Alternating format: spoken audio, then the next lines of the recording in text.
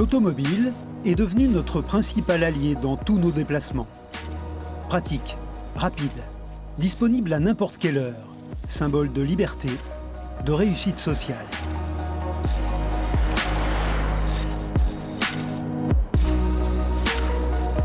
Mais aujourd'hui, elle commence à nous étouffer.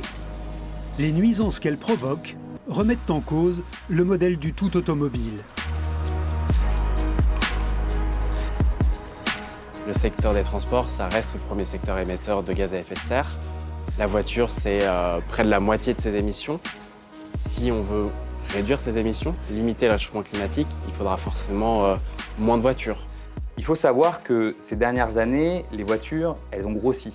C'est un peu l'obésité des voitures, c'est-à-dire on fait des voitures plus grandes et plus lourdes, qui ont malheureusement des effets négatifs, puisqu'elles consomment plus d'énergie, elles consomment plus de matériaux, plus de ressources, et c'est pas du tout dans ce sens-là qu'il faut aller.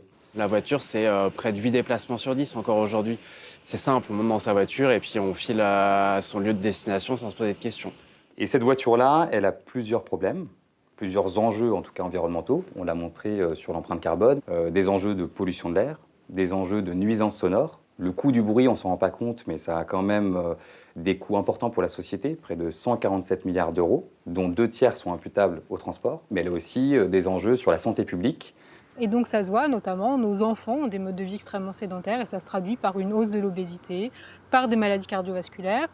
On a aussi la dégradation de la qualité de l'air qui induit une augmentation des maladies respiratoires, etc. Mais il n'y a pas que ça en fait qui fait qu'aujourd'hui ce système tout automobile il n'est plus tenable.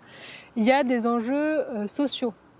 On a vu la crise des gilets jaunes, on voit combien à chaque fois qu'il y a un renchérissement des carburants, la France entière est en émoi. Et pour cause, aujourd'hui, on a toute une partie de la population qui est totalement dépendante de ces voitures. Donc dès qu'il y a un renchérissement des carburants, ça leur impose de faire des économies ailleurs parce que le budget mobilité, il explose. Donc aujourd'hui, ça, c'est pas tenable.